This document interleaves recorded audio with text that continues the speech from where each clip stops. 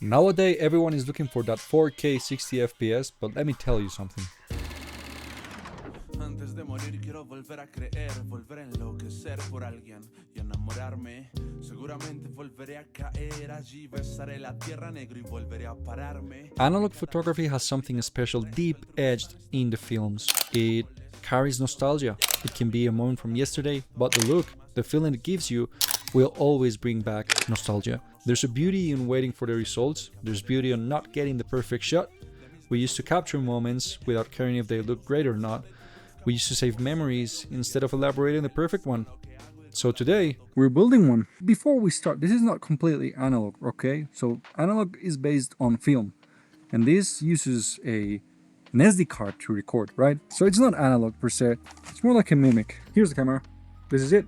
And while not being completely analog, it can still carry the same type of feeling. So we're gonna build it. So here's how it looks for those out of you that don't have patience. It's pretty simple, to be honest. We have the GoPro mount. We have also a button at the top to start and stop recording.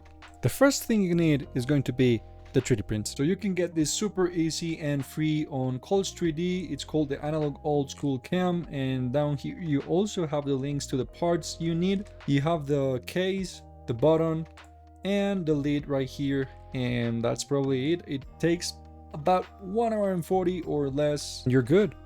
Okay, so for the build, you need the 3D printed parts, case, the lid, and the button. You also need the Betafpv CO3 camera and the runcam DVR. Not to mention you need 2 or more screws. They are M2. You also need an XT30 connector. So I'm going to assume you know how to solder and all that stuff. What I did was just create a tail with the XT30 connector. It has to be female XT30 connector. Then you get the CO3 camera and connect it to right here where it says 5 volts out, ground, and video in. Right there you can see. And here it's just 5 volts in and ground, and that's it. That's literally the only thing you need. This is for a 1S setup.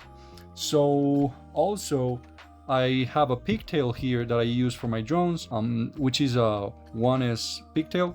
So what I do is that I connect a battery right here, and I also have this little plug which finishes the connection. But if you don't want to do this, just get this XT30 and plug a BT 2.0 plug directly here. I just need it for the 2S. And that's the only thing you need, because you're going to be connecting this to XT30.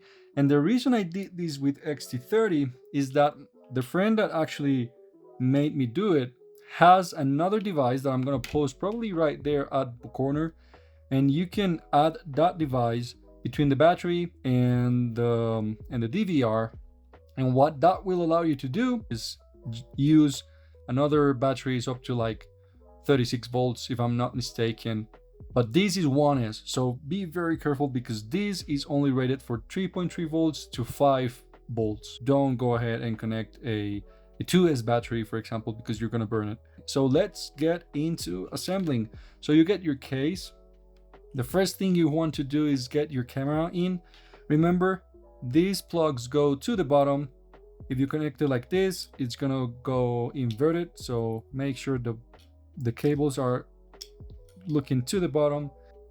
Just flip it to get like the lens in and push it, and these little flaps on the inside will open, and then they will close and catch the camera inside so it doesn't move. And now also what you have to do is put the button on. So you have to put it inside here. If it's stuck because the 3D print is not like perfect, just move it around a little bit so it gets loose, but mine is working correctly and it's pretty loose. You want it like that. And here is the button right there.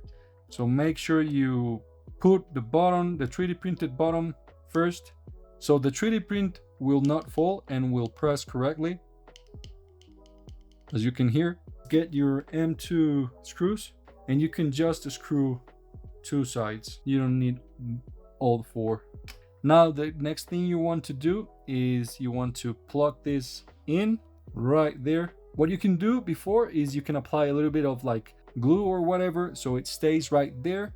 So when you plug the battery in, it doesn't fall. Okay, so just put some glue right there and you're good. I also did this on the top plate, which kind of holds the XT30 connector in place, just in case you don't want to use glue, like this. See?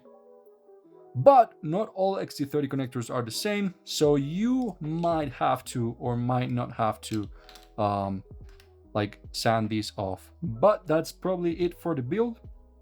So you put the lid on, it's pressure fit, and it also has like right here a slot where you can put your fingernail and push out. If it's very stuck, just try to get a screwdriver or something and get it off. That is the build. So let's go ahead and test it real quick. I plug this in. I plug my 1S connector. Right now it's blue, blinking blue, because the runcam DVR doesn't have the SD card. So I'm gonna put an SD card and you're gonna see how it changes. Just put it right there and push with your nail or with your finger, whatever you prefer, and it locks in place. The blue LED is not blinking. That's because it has the SD card. And if I click the top button, it will start recording. Hey! But yeah, and that's it. And also, you have the GoPro connector right here, like this. And now you're good to put it wherever you want in a tripod. I'm gonna leave all the links on the description. And that's it for the build. So now, let's go ahead and have some fun.